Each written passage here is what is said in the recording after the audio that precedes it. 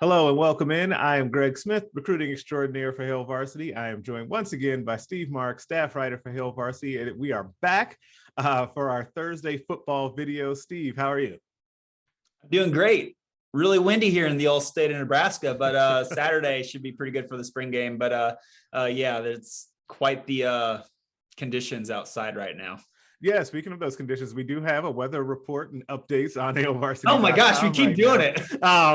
Because we are always constantly bringing up the weather on this thing. I just feel like it is a very Nebraskan thing. I don't think I talked about the weather this much until I came to Nebraska, though I've been here for like 15 years at this point, but like I feel like that really has taken hold.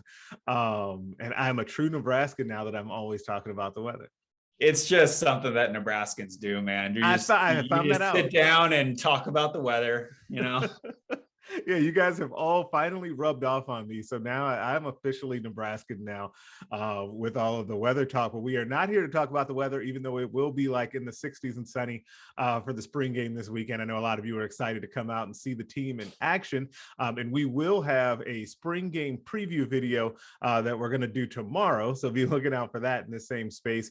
But right now, for our Thursday football video, we want to get into some of the things that we heard this week that caught our attention. For Nebraska's final week of spring ball, like I said, leading up to the red-white spring game on Saturday at 1 p.m. So, Steve, we heard from Scott Frost this week on a different day. It was strange for us. I don't know how much it matters to the fans. It throws us off. But we had Scott Frost on Monday. I guess what were the big takeaways that you had from Frost? What he had to say this week? Yeah, a little bit of switch up with Frost. He just went Monday, right after Monday's practice, and honestly, he didn't really seem that all impressed with the Monday practice, especially for the offense. I'll read a quote here. We've gotten a lot better. We've gotten a lot better at a lot of things. There are still some things that I'm not happy with that we need to get cleaned up, but that's spring ball in the nutshell. So that's honestly, true. I totally understand where he's coming from. But then he went on to say, didn't think the offense had a great day today. We just need to execute a little bit better. We're doing some simple things a lot better. So, it just kind of tells you with the head coach, it's spring ball in a nutshell. That's for sure. They're just learning the offense. They're learning Mark Whipple's way of doing things, and it's not going to, be the prettiest thing in the world. And I'm sure it's not going to be pretty on Saturday, but that's like you said, that's spring in a nutshell. So, it's really kind of interesting just to see, the progress that the offense has taken, just because we can't watch practice. We just have to kind of depend on what coaches have said. And, there's been some good days and bad days, and apparently Monday was a bad day. So. Yeah, and it's really interesting to me, though, you when you mentioned like the players having to get used to everything on offense, and there's a lot of newness over there, obviously, with four new coaches on that side of the football. But one of the thing that I continue to think about, and maybe I'm the only one thinking about this, or one of the few, is that the coaches also are going through all of this adjustment period too. I don't think that we should discount what's happening with the coaching staff as well. And I think that I forget which one, forgive me, it may have been Mickey Joseph early in the spring that mentioned or it was Mark Whipple, knowing where to go during practice and all of that, because those things that become second nature to you when you've been at a school for a while, all of that stuff is new for him, but it's also with him and three other different assistants on that offense right now. Then you add in Frost being in kind of this new overseer role. Like, I'm just really curious on, we focus a lot on the players and their adjustment, and I think that's fine. But I also think that the coaches have just as big of an adjustment, if not bigger, to make when it comes to all of this too, and how crisp everything needs to run on offense. Yeah, that's a great point. Obviously, we focus on the field things like players and adjusting to new things with them, but not a lot gets talked about.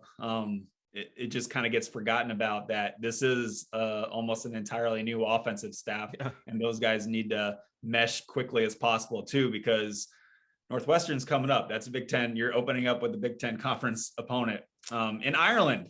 Great, yeah. So it's another thing that kind of gets forgotten, I think. But yeah, there's going to be some learning curves for the guys calling the plays and coaching the players too. Yeah, absolutely. And one of the pieces of news that also came out of Monday from Scott Frost was that he said that Xavier Betts was no longer on the team. He had mentioned that the week before that Xavier was away from the team, and there was reports of a potential Friday meeting happening. As I wrote in Big Red Recon last Friday, I think that meeting did not happen. And so right now, Xavier's status is still that he's out, but fast forwarding later into the week, yesterday on Wednesday, we recorded this on Thursday. Yesterday on Wednesday, Mickey Joseph had some comments on Xavier Betts. What did he have to say about that, Steve? Yeah, so I got the quote right here. Mickey Joseph was basically saying we visit with Xavier. He's not on the team right now, but we still visit with Xavier, and we're going to visit again down the road. Like I said, it's going to be Frost's decision, but about what he wants to do with him. But my thing with Xavier is he's always going to be a part of me, and he's going to be a part of this program. But we'll deal with that down the line. So really good stuff from Mickey Joseph, kind of being almost like a father figure to Xavier.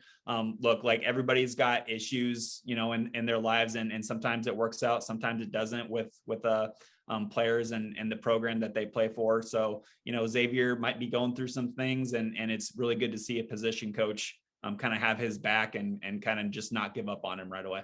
I 100% agree with you on that. I think that the way that Mickey Joseph approached that really said a lot about him. And it actually just continues. We continue to get these situations, like large or small, that continue to reaffirm what we've heard about Mickey Joseph, right? You like think about when he first got here, really what people knew is that he was an ace recruiter, right? We see that right away. Like it was not long at all before that started to really take shape for Nebraska. Then once we kind of get into spring football, you start to hear, well, yeah, he's really demanding and he's tough on us from the players, but he's built a great relationship with us in really short order. See Oliver Martin and his comments that you wrote about on the site, right?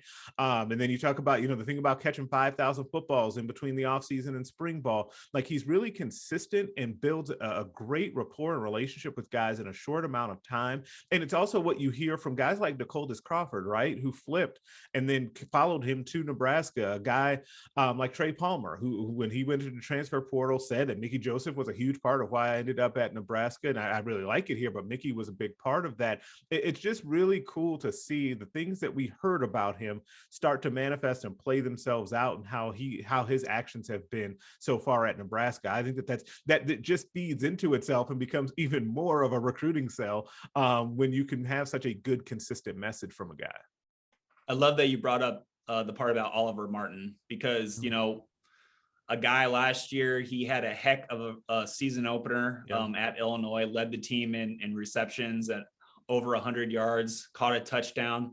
But then, as Oliver told us, his knee basically swelled up to just an unplayable size. And he just battled some issues and was unable to be on the field and practice. And, that weighs on you mentally, right? Just to have something for an athlete, just to have something that you've been working for your whole life basically, and you finally get out there and do really good, and you want to get out there and do it again, but you can't. It's stripped of you. That sucks. And for Mickey Joseph to come out there and basically, say when he first got to Lincoln in December, Oliver Martin's confidence level wasn't great. But he talked with them, he met with them one-on-one in the office, created a relationship. And, now Oliver Martin is kind of hitting on all cylinders right now. He's close to 100%. He feels confident. He's ready to go. And I think that Oliver Martin's going to play a pretty important role on the offense right now. And I just think that what Joseph said about him was, building him back up to, having fun with the game and playing confidently and fast. I think that's awesome. It's just another father figure moment really for Mickey Joseph.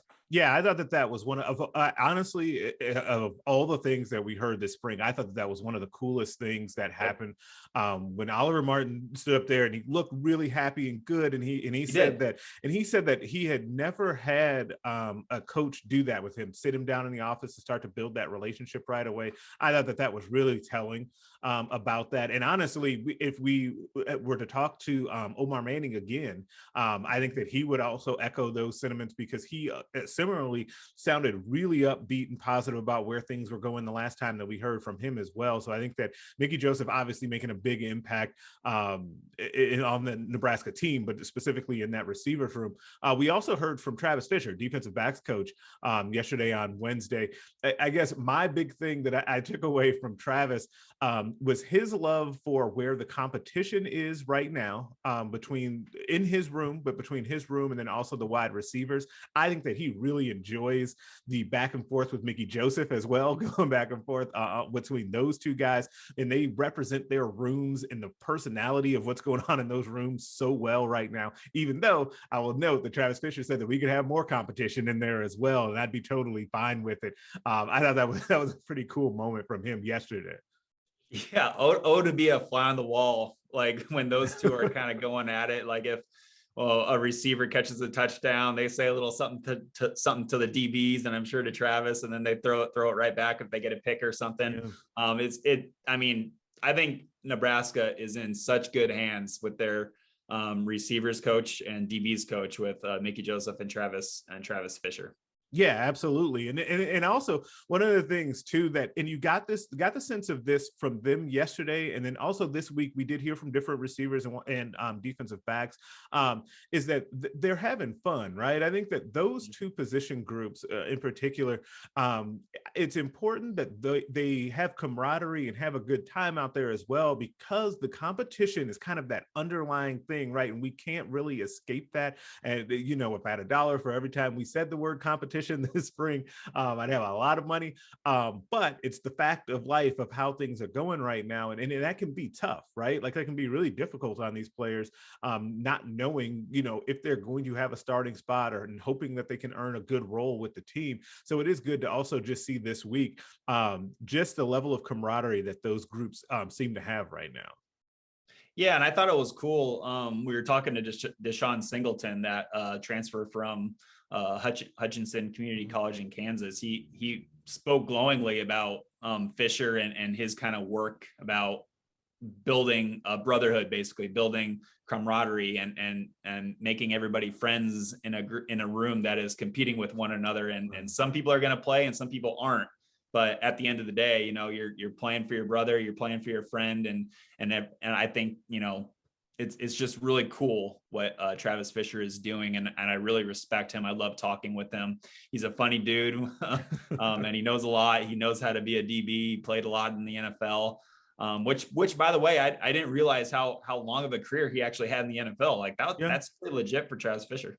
Yeah, it was a 9-year. Around there. I forget the exact number. Yeah, and he was a starter for a long time too. And he's talked about something that though, and it always sticks with me, that he talked about in the opening spring press conferences roundtables, about how you kind of shape and mold a room, knowing that you brought in all of these transfers.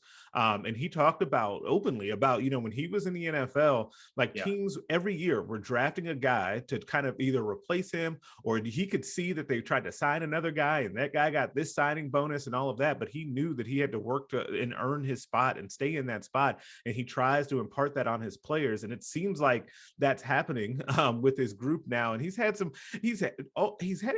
good rooms throughout his time here at Nebraska, but they've had some kind of interesting things happen throughout his time here. They've had those Florida transfers that all happened that one year, and they're kind of still resetting from that. And I think they're just now kind of getting back to where they want to be numbers in that room because of that. But yeah, I think I agree with you totally. Nebraska's in good hands at defensive back and wide receiver. Was there anything else though that stood out to you from this week that you wanted to make sure we hit on?